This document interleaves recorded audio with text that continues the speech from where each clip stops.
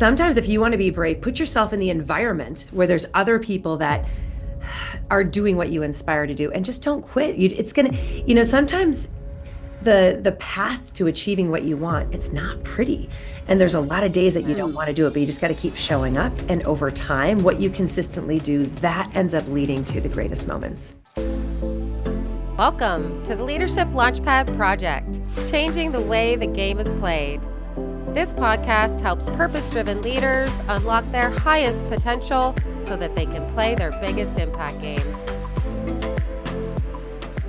Welcome back to the Leadership Launchpad Project, changing the way this game is being played. We are so fired up to have you back in this locker room with us today because we have one fantastic guest who is surely going to bring the heat to this mic. We got Jill Schulman in the house. She's a former U.S. Marine Corps officer. How cool is that? I can't wait to dig into that aspect of her backstory. She's a leadership development expert and founder of Breakthrough Leadership Group. She has spent her career exploring the science of bravery, which we are definitely going to dig deeply into, resilience, and peak performance, drawing from psychology, neuroscience, and behavioral science to uncover what truly helps people rise under pressure. Ooh, how timely a topic this is going to be for us to riff into. Her work lives at the intersection of research and real life, helping ambitious professionals lead stronger, act bolder, oh yeah, and thrive in the face of challenge. Her upcoming book, which we're definitely going to dig into, including some of the tools and strategies she shares in there, is called The Bravery Effect. It is a parable teaching the science of conquering fear, achieving more, and living life to the fullest. Oh, Jill Schulman, it is so good to have you in studio. I know our audience is going to love this discussion. It is right on target, like we were just saying off air, for everything we're catching a read on in our leadership locker rooms right now. Jill, welcome to the show. Well, thank you so much for having me. When we first met on the phone, just to see if this was a good fit, if I'd be a good guest, like I feel like I met my soul sister. Like everything I was saying, you have your own language. So like I feel like I know we just met like maybe a couple months ago when we first talked, but I feel like I've known you my whole life. Right? So many I felt things the that I exact believe. same way. Yeah, exactly. So love it, love it, So love it. I'd Amazing. love to start by just, plugging our audience into a little bit of this juicy backstory. I mean, you were a former U.S. Marine Corps officer. I think our audience is already dying to hear about some of that. But yeah, why don't you share with us what has inspired you to get to this point where you're sharing all this sage wisdom around the topic of bravery? Yeah, well, so I grew up in Minnesota, not far from Canada, right? Right. Oh yeah, you know what I'm Oh talking yeah, about. I'll get my little accent out. And I decided that I just wanted a career where I feel like I could make a bigger impact. And I wanted to spread my wings. I think I've always kind of had that sense of adventure in me. So yeah, I decided to start my career by training to become a United States Marine. So I went through the officer route. So I ended up applying and getting a full scholarship on the Marine Corps. So they paid for my college for 4 years, and then I became an officer after that.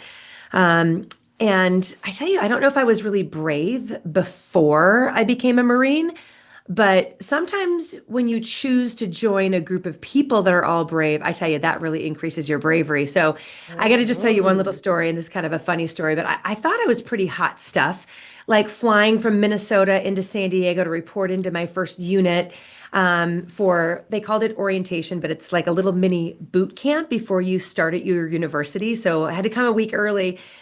And I was confident because I earned the scholarship. I was an athlete. I was a leader in high school. I had the academic record. So I was feeling pretty confident. So as I fly into San Diego to report in, I was very thoughtful about how to make the best first impression. Because I don't want to be in just sweatpants or jeans. I want to be professional looking. And it was San Diego was going to be hot. So here is what I decided to wear. I was wearing hot pink silk shorts that had pleats. They were very professional looking with white polka dots. And then I was wearing a a white shirt that had the matching collar, the pink there. And then I didn't want to wear super high heels because it was the Marine Corps, but I didn't want to wear flat. So I wore like little pink pumps and I had perfectly manicured nails in the matching shade to go with the shorts. So I thought this was the perfect impression. Are you painting a picture? Oh, yeah. I have a real picture here for sure. 100%. Yeah. So imagine that, me walking out, and then anything that you've ever seen in the movies about Marine Corps boot camp and a drill sergeant, and you get the picture. I was in for a little bit of a rude awakening. I actually had someone on the very first day, after about halfway through the first day, that came up to me and actually whispered in my ear and said, "You will never make it as a Marine." Right? So that is Fighting words right there. but here's the interesting thing is like, what does that do? Like if someone tells you, Susan, like you can't do it, what does it stoke inside of you? Oh, you don't even want to know what it stokes inside Like of we don't me. even want to hear her inner dialogue. The hockey player in me, I feel like it stokes that like competitor and like I'll show you. You kind of know? want to, yeah. So sometimes when people tell you those things, like sometimes we choose to believe it. But for me, maybe it's just what's inside of me, which is inside of all of you. But it actually motivated me. So you would think that the story would be like, oh, poor Jill, and that was so bad someone said it to you. Actually, the opposite. I think that person saying that to me is what drove me and inspired me in my toughest times. Because there are so many times throughout the next 4 years where I wanted to quit. So I trained for 4 years to earn the title of Marine. And in the first couple of years, I was not a picture of bravery. I was not a picture of what you would imagine. In fact, so that was day one. I mean, the rest of the week, as we're training, a lot of it is physical fitness, going on runs. And I thought I was really fit. But I realized that my training as a cheerleader, as a synchronized swimmer, like I've actually decided to just put that out there. Yes, I was a synchronized swimmer, which sounds a little bit soft, but that was the toughest sport that I was in. And I was also a tennis player. But I thought that I was in shape, right? I was not prepared to run with Marines in the hills of Southern California. So I was falling back. Falling back is like I couldn't keep up to the pace of the men in the hills. Like, so the beginning of my journey was really tough, but I decided to prove that Marine wrong. And I kept showing up and I kept training. And it took years for me to be able to keep up or even run faster than some of those Marines. But the good story is obviously I made it because I became a United States Marine. But at the end of the third year of college, we go to something called Officer Candidate School, which is the equivalent of kind of boot camp for officers. If you don't make it through OCS, you can't be a United States Marine because we have to, I mean, it's the few, the proud, right? But when I went to that Officer Candidate School, I actually came out of that and I was the top finisher from my university. So they actually made me the battalion commander, commanding all of the people in my unit. So, and I share that story not to impress anyone, but to impress upon everyone that sometimes if you want to be brave, put yourself in the environment where there's other people that are doing what you inspire to do and just don't quit. It's going to, sometimes the path to achieving what you want, it's not pretty. And there's a lot of days that you don't want to do it, but you just got to keep showing up. And over time, what you consistently do, that ends up leading to the greatest moments. So yeah, that's kind of my Amen. Sister preach. When you are experiencing that fear, you need to ask yourself, like, what is this fear telling me? Sometimes fear is a great signal to not move in that direction. So sometimes fear can serve us well. In fact, if you look at the evolution of humans, like fear is what helped us survive. Like if there is a saber-toothed tiger over there, I want to listen to that fear and not go over there for a survival instinct. So sometimes fear is something we should listen to. Like if I'm in a strange city that I've never been before and there's a part of town, right, and it's 1:00 in the morning, should I walk to my house? Probably not. Like fear sometimes keeps us safe. But many times, Shelley, fear is not a sign, like a stop sign or a warning sign to move in the other direction. Sometimes fear is that signpost that says, no, this is something really important. And you should move toward it. So I think for me, what I've learned to do is if something really scares me, I ask myself, like, is this the good fear that's telling me like this is something important, something that I should move toward? Or is this the fear saying like danger? Yeah, well, I want to dig into this idea where you said as you're going through this that you said I was not a picture of bravery. And I just wonder, now that obviously you work in this area and you work with people about this, do you feel like there's kind of like in most people's minds, there is an image of what bravery looks like or some kind of standard of what Mm. bravery looks like? So that's part one. And then part two is, how do you feel about that image or that standard? And is there, do you have a different definition of it? Yeah, great question. Um, I think what people think bravery is not the truth. Most of the time when we think of bravery, it's running into a burning building or someone who is, charging at the enemy, right? That people think that bravery is being fearless.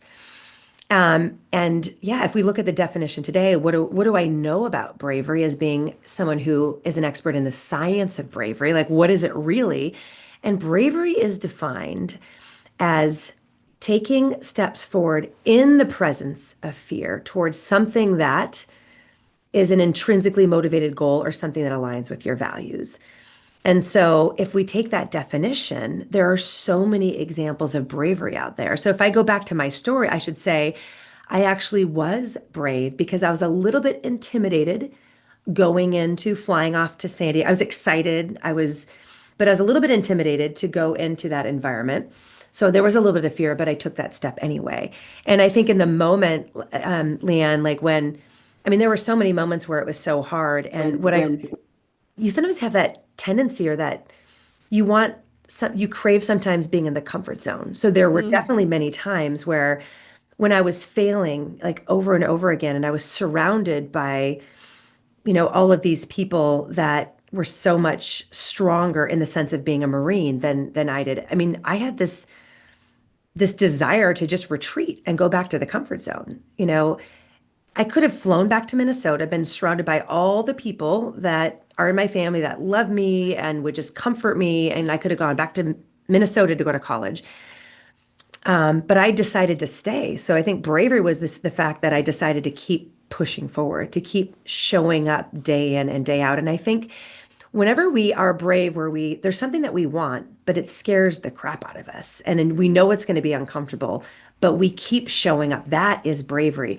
And the goals or what people want, that's different for everyone, right? So for me, it was becoming a United States Marine, and that definitely got me out of my comfort zone. But for other people, it might be just going for a promotion at work and it's something they really want.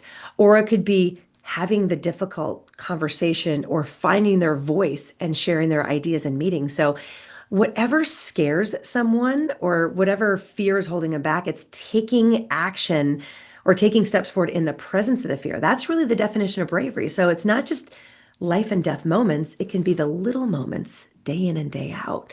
And those are the ones that really matter. Hmm. Awesome, Jill. I'm dying to get into the book as well, but I just have a question because I'm dying to Yeah. know, being a U.S. Marine, like, is there a, let's call it bravery ritual that you do before you make a big decision or a scary move? Is there like prepping and priming, or is it just jump into the deep end? Like, where do you Yeah, find that in yourself? great question. You know what I think what I've learned to do, and I think I learned this from the Marine Corps, which is when you are experiencing that fear, you need to ask yourself, like, what is this fear telling me? Sometimes fear is a great signal to not move in that direction. So sometimes fear can serve us well. In fact, if you look at the evolution of humans, like fear is what helped us survive. Like if there is a saber-toothed tiger over there, I want to listen to that fear and not go over there for a survival instinct. So sometimes fear is something we should listen to. Like if I'm in a strange city that I've never been before and there's a part of town, right, and it's 1 o'clock in the morning, should I walk to my house? Probably not. Like fear sometimes keeps us safe. But many times, Shelley, fear is not a sign, like a stop sign or a warning sign to move in the other mm, direction. Sometimes fear is that signpost that says, no, this is something really important Mhm. and you should move toward it. So I think for me, what I've learned to do is if something really scares me, I ask myself, like, is this the good fear that's telling me like this is something important, something that I should move toward? Or is this the fear saying like danger, right? So it's learning the difference. And most of the time, I mean, because of technology, like we're all safe. Most of the times when we are scared of something, it's because the fear of failure or the fear of maybe not being able to do it yet. So the first step is just knowing like what is this fear telling me? And most of the time I say this fear is telling me that I need to run toward it. Mm. And that gets me fired up. So that's kind of the ritual that I have. And then the other thing I can share with you in terms of my ritual, and I teach this in my book, is first of all, what is this fear telling me? This is exciting. This is important. I should run toward it. And the other thing is, why am I feeling this fear? Because I haven't mastered the skill yet. I'm afraid of failure, and just realizing that if you haven't done something before, you should be feeling fear. And feeling fear or unsteadiness or anxiety, that is normal. And when I say, oh, this is a normal feeling, like feeling a little bit unsure is what I should be feeling, and it shouldn't hold me back from taking a step forward. So when I tell myself those two things is a good thing, and I should be feeling the fear, and I'm going to move toward it anyway, that makes me feel more comfortable, stepping toward things that scare me, because things still scare me. To this day, I still am scared of things, even though I'm an expert on bravery. So you're saying listen to the inner voice and let it guide you in the right direction. And then if it is fear-based in terms of I'm not good enough or whatever that might be, just dive in because you're going to feel that regardless. But the fear and Mm. danger, I mean, most people are going to understand the difference between the two of those. Yeah, yeah. And I mean, we could get into like deep into like inner voice with my psychology background here, but Yeah, like yeah, sometimes yeah, yeah. Mhm. that Mhm. inner voice, like sometimes, you think about like, okay, so what is that inner voice telling you? And do I want to listen to it? Yeah. Sometimes the answer is yes. Many times the answer is no. So instead of just listening to the inner voice, sometimes we have to talk to ourselves instead of just listen to ourselves. So we can really shape the internal dialogue. In the inner dialogue in our heads is so important. And what I like to share with my audience as I speak, across the North America and sometimes, internationally is you just have to like if you hear the inner voice, is it helping you be more Mhm. successful and accomplish your goals? If it's not, you need to address it because it's holding you back. So instead of just listening to an unhelpful inner voice, we need to decide to start talking to ourselves instead of just listening to that voice. So we can shape that inner voice, like Ethan Kross, who wrote the book called Chatter, brilliant scientist, like love, love, love his work. But we need to take steps to change that inner dialogue. Feel like this Awesome, Jill. aligns so well with our mission. Hey, Mhm. ladies. Mhm. One of the things that Jill, you remember we discussed on our call is like how we differentiate in terms of the leadership development space, not only via the mindset focus of our methodology, which is understanding how those beliefs are showing up in our self-talk, but Mhm. also in terms of the emphasis that we put on the entry point being the self-leadership, right? We see Mm. so much imposter syndrome, that our leaders inevitably have to battle their way through, especially when they're thrust into leadership for the first time or high pressure, high stakes environments. I feel like the place I want to go next is some of what we're also catching a read on in our leadership locker rooms, which isn't necessarily about, the self leadership aspect of where fear is holding us back.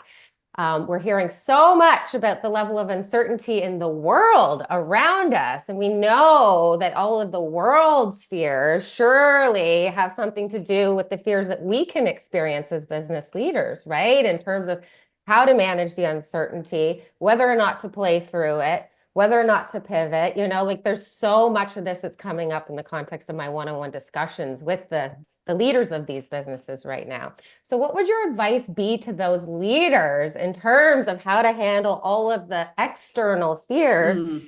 that might be running interference on their decision-making process? Mhm. Well, I usually go back and just ask them a question like, so many times uncertainty paralyzes them and they don't take Mm-hmm. any action. So I would Mm-hmm. ask, like, so Mhm. how does this uncertainty impact you and your team? And if bravery is all about taking action. So we have to decide, like, is not making a decision or staying stagnant, is that helping you, your team, and your business? So Everyone is dealing with the same uncertainty. We've got to decide, what are we going to do with it? Like, we need to get as much information as we can about what is going on. And there's areas that we're not going to be certain about. That's uncertainty.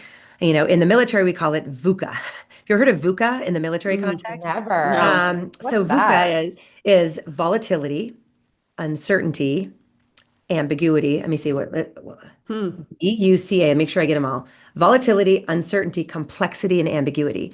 So if Oh. we have a mission to accomplish, let's say we're in the military and we've got a mission to accomplish to, protect our country, right? We're going to always have our plans on, like, here's our mission, here's the tactics that we're going to employ in order to accomplish our mission. But no mission, no plan ever survives first contact. There's always going to be volatility, uncertainty, complexity, and ambiguity. So the first thing I would tell people is, we're always going to have VUCA. It's always going to be there. So we're still going to launch, we're not going to sit back like all geared up as Marines and say, well, we're just not going to go and try to accomplish the mission because there's uncertainty.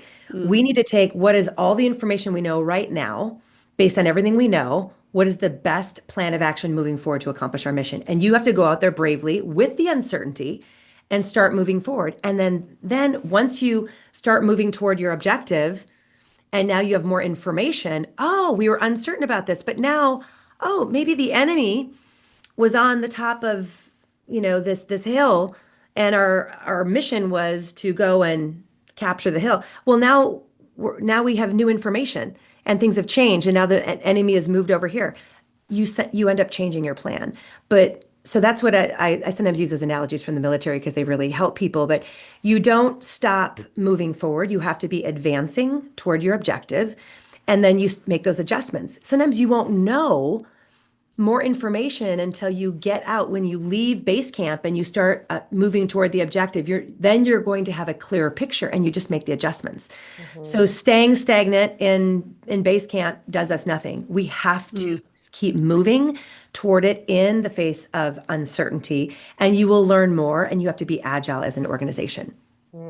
That's Well so said. interesting. This whole idea then that, you think that by staying the same and not taking action, you're in a safety zone. But what you're saying is that that's actually the higher risk place to be. But in order to be able to get into momentum and move forward, you have to, I guess, have what we often say is the growth mindset. You have to be willing to understand that you don't know all the answers. And it is going to be that dynamic and iterative process of finding the answers as you go. I think it's really hard for people, as we know in our leadership groups, who like control. Hmm. Bingo. So yeah, any advice for someone who really struggles to, take that risk and not because they don't know the answers? There's obviously a lot on the line, sometimes other people's jobs, sometimes their own. Mhm. Well, you said something about comfort. You're like, it's uncomfortable. And so let's just kind of go Mhm. there, right? So your job as a leader is to lead your team forward, and sometimes it requires you to be uncomfortable. So just in general, I mean, I could talk for so long about how so many people, we want to stay in the comfort zone. So I know certainty makes you comfortable, right? But the reality is there's uncertainty. And even though it's uncomfortable, we have to learn to be more comfortable being uncomfortable, right? And we also need to think about, because this is the competitive edge. The uncertainty is out there for everyone. A lot of people and a lot of companies and a lot of your competitors are going to let that uncertainty keep them in base camp, and they're not going to move, and they're just going to wait. So you have a choice. Do you want to move forward with uncertainty, but you take all the best information? We don't want to just move forward without any knowledge, but based on what we know, what do we think is the best path forward? And we're going to bravely start moving toward it. And that is your competitive advantage. Other people are just going to wait because they feel uncertain. So in business, if you want your business and your team to be successful, get comfortable being uncomfortable. Take the best information that you can get, make the best decisions with the input of the people that you know and trust, and say, like, do we all agree that this is the best plan for us to move forward with based on what we know now? And if everyone agrees, then we're going to move forward, knowing that we're going to get new information. Some things are going to work, some things are not going to work, and we're going to adjust the plan. But the one thing we have to do as a leader is you have to lead your people, which means you have to go somewhere.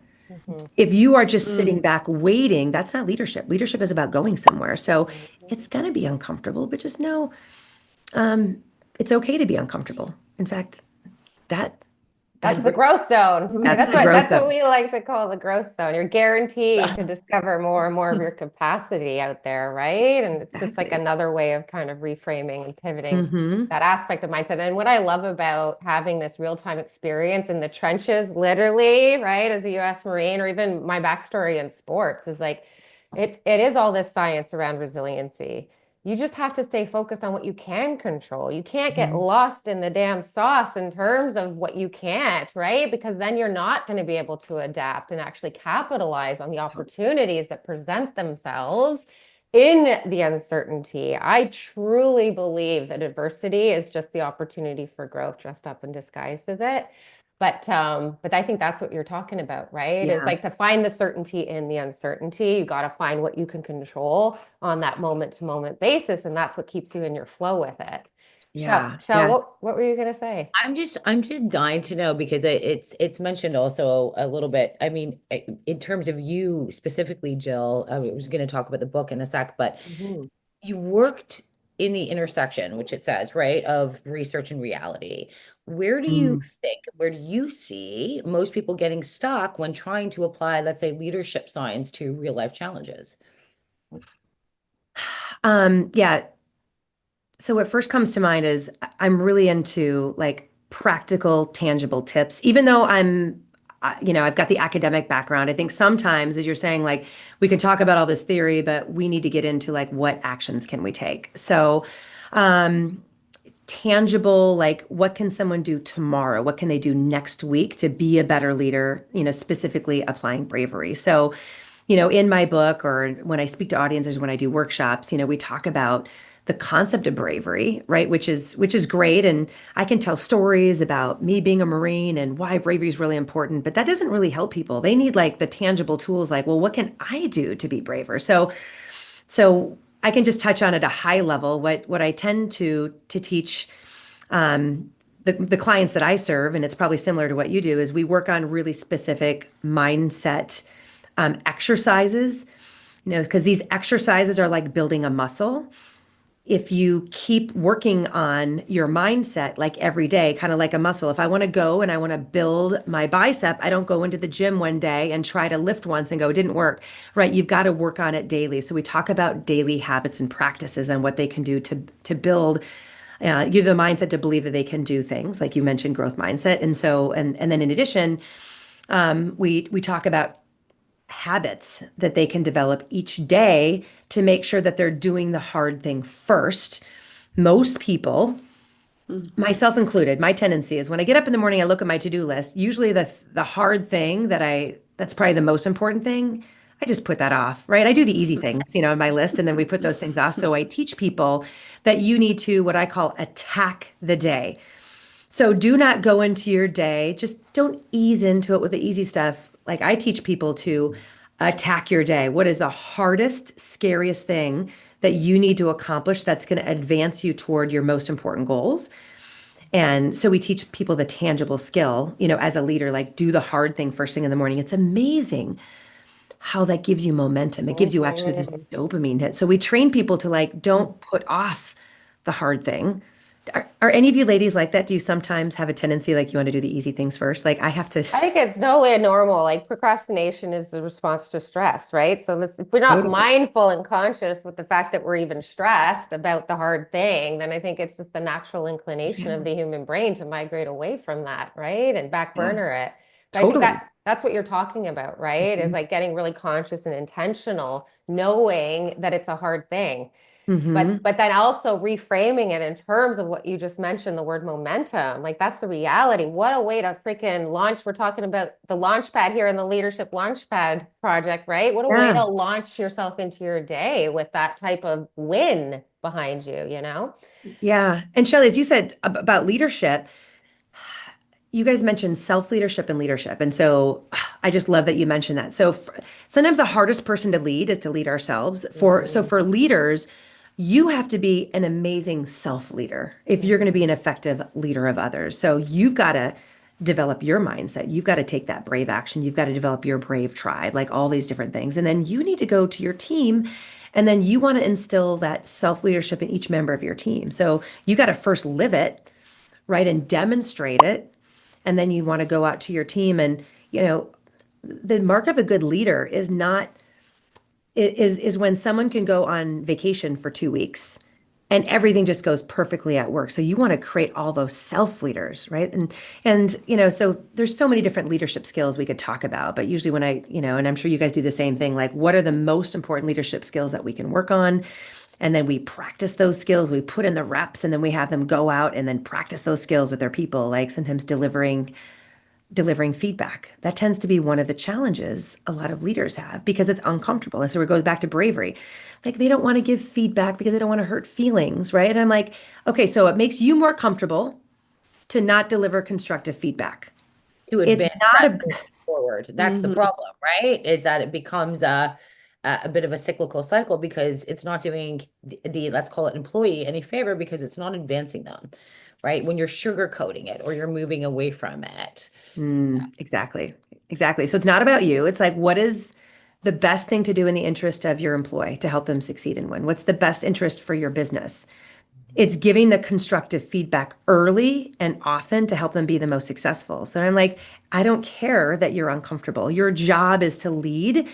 But now let's work on the skill of you delivering feedback in a way that comes across as constructive, that helpful, but you got to do it right away. So this is like one of those examples. Like a lot of leaders are a little bit uncomfortable delivering feedback, and I get it because they don't want to hurt feelings and they want to maintain relationship and they don't want someone to get upset. So I understand that, but we have to take action in the presence of fear. And there's obviously techniques that we can teach them and practice. And that's one of the subjects I love, teaching audiences because leaders sometimes they're scared of giving the feedback. Will you teach them how to do it effectively and they start doing it, then they come back and go, wow, like That I wasn't do that hard. yeah, Or yeah, like disrupted. I feel like that's pulling from your Brave Relationships portion of your book, which I feel like might be a nice segue because we want to hear about this fabulous book that you just wrote and are in the process of getting out on a speaking tour to share with our yeah. world. So maybe share a little bit about, that aspect of your model.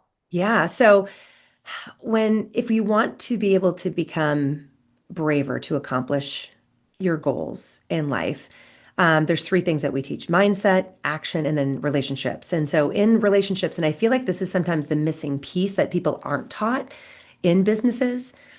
And so what I mean by the brave relationships is it's taking upon yourself to build a brave tribe. So curate a brave tribe.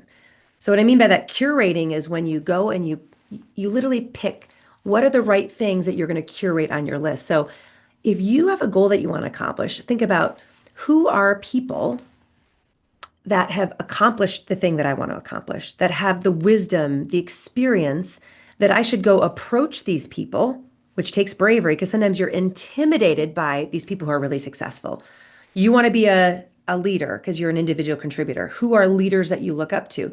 So, what I mean by curating a brave tribe is who are 3 or 4 people that you can go up to, introduce yourself to, tell them your goals, and say, I'd love to learn from you. So, it takes bravery to approach the people, right? But curating a brave tribe is surrounding yourself with the people that will encourage you to be able to accomplish what you want to accomplish. So encourage means putting courage in to that person. So when you surround yourself with people that have accomplished what you want to accomplish, they're going to be the ones that are going to support you and say, you can do this, which is going to help your mindset. They're going to tell you advice on what actions to take, brave action, like do these things. And when you fall down and you make mistakes, as we all will, as we're learning something new, as we're trying to it, that brave tribe that you've curated, they're going to be the ones to pick you up and help you and support you on your journey to accomplishing the goal. And this brave tribe is so important when we look at the scientific literature. It's called, your social support. Because many times, here's the way I see people in corporate America. Like, I want to do this thing. Like, I'm fine. I can do it all by myself. And I don't ever want to like let anyone know that I need help or I'm stumbling.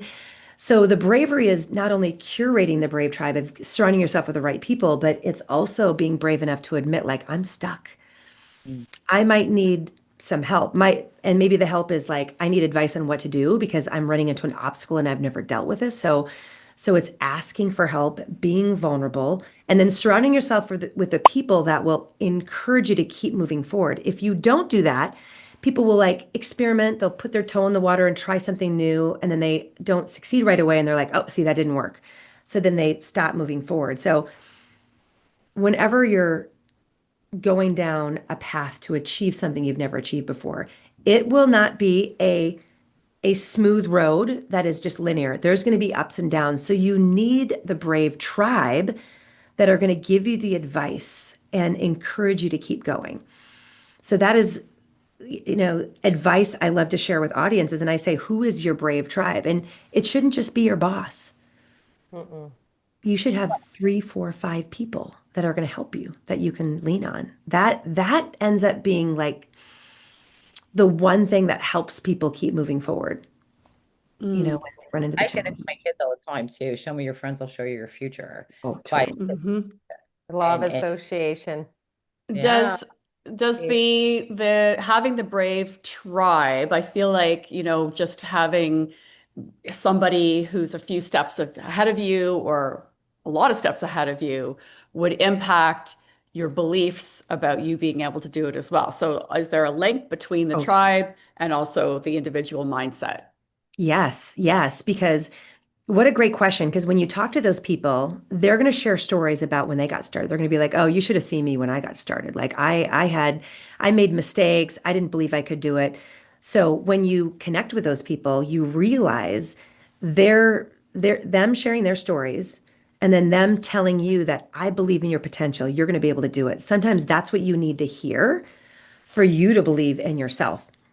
So, surrounding yourself with a brave tribe does impact your mindset and does impact your actions, right? So these 3 things in my model in the book, they all build on one another, right? The brave relationships helps with your mindset, helps with your actions. Sometimes when you take steps forward, it helps you believe that you can do it, right? And then you get connected with people that have done it. So absolutely. And this is a two-way street too. So we should be every single person, if you want to be a self-leader, you should be setting goals for yourself and you should be finding people who you look up to that have accomplished what you're seeking to accomplish and they need to become your brave tribe.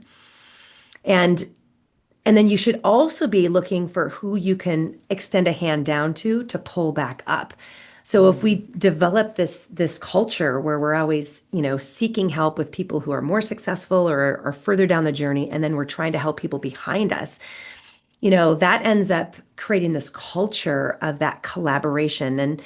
And sometimes we hesitate, Leanne, to ask for help of someone who's more successful because we think that we're being a burden. And let's just talk about what the literature says on that. So when you end up helping other people, it gives you as much, if not more, it actually gives more benefit to the person helping than the person getting helped. When you look at the impact on our emotions. I mean, think of the people that you have helped, right? I mean, it's such a joy to help and mentor other people that have these goals. So when I sometimes speak in a large audience, I'll ask people like, all right, raise your hand if you like asking for help. And there's very few hands that go up because honestly, like I don't want to ask for help. Like it makes me like feel like I'm weak. But then I ask people like, how many of you enjoy mentoring and helping others? Everyone's hands go up. And I'm like, so you're robbing people an opportunity of feeling the joy of helping others when you're not asking for help. So we just need to get in that habit, right? Of feeling comfortable approaching people. And sometimes you're going to get a no. Maybe someone will say, like, I'm too busy, I can't, but keep asking, find that brave tribe. Their belief in you will help you believe in yourself. And they're going to help make sure that you keep moving forward.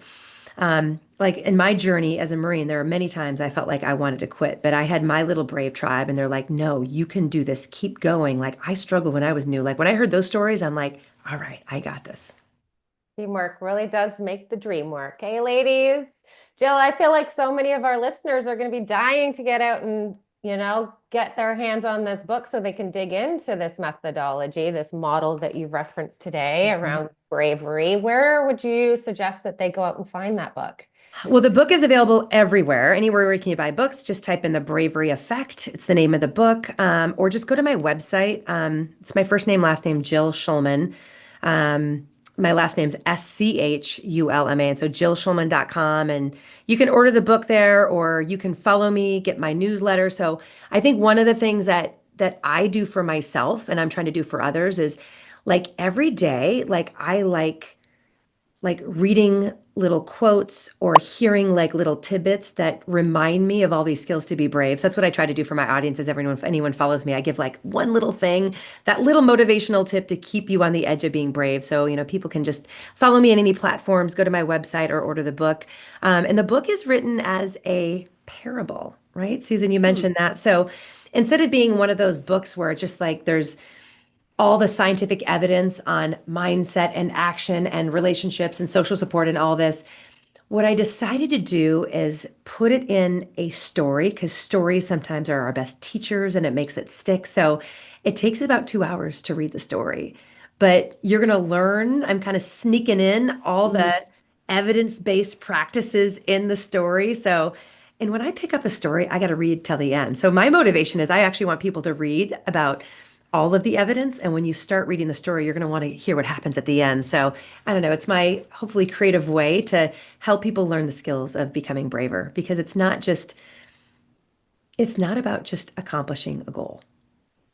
That's that's the art and the science right Hmm. there, right? Because Hmm. we talk about storytelling in the context of our work a lot in terms of how it is one of the deepest, most effective ways to Mhm. impact your belief systems. Yeah.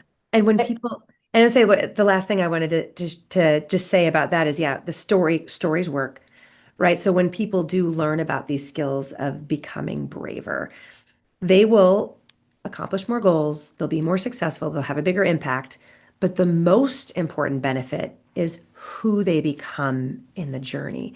Like Hmm. just seeing people's shoulders go back, feel more confident, increase their self-efficacy. It really, really transforms. And that's where there's a link between bravery and happiness and well-being. So I'm really excited to help companies be more successful, but I'm also even more excited about how people can be happier at work, happier in life when they feel that sense of pride and that self-belief.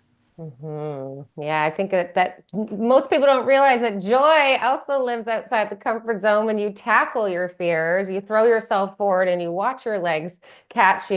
Yeah, it is oftentimes for sure feeling pride and accomplishment, but there's so much joy in discovering more of who you are. I feel like that's an aspect we could do a whole other riff on. Yeah. We could. Ladies, And I was just, yeah, gonna say, I think like, if I had to pull out like one juicy nugget out of there is this idea of what you get on the other side of not staying in the comfort zone. Because I feel like until I got into coaching and really I met Susan and I started to understand and make that connection in myself in terms of, Jill, you're talking about the happiness and the well-being that you get on the other side of stretching yourself.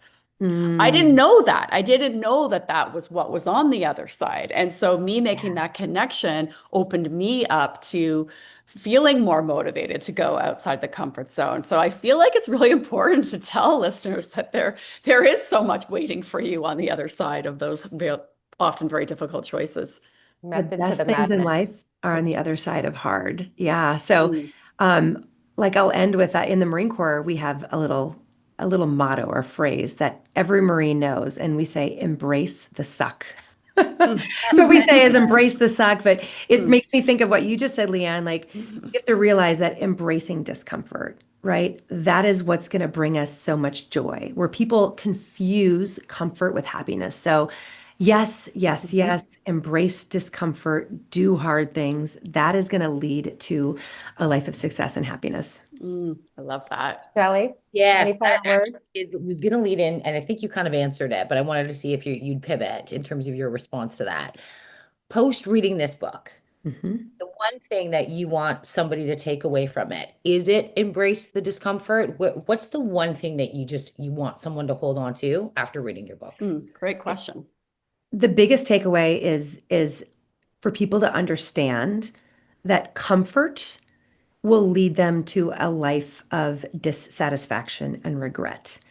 And so understanding that being comfortable and happy in every moment will lead to a life of less success and unhappiness.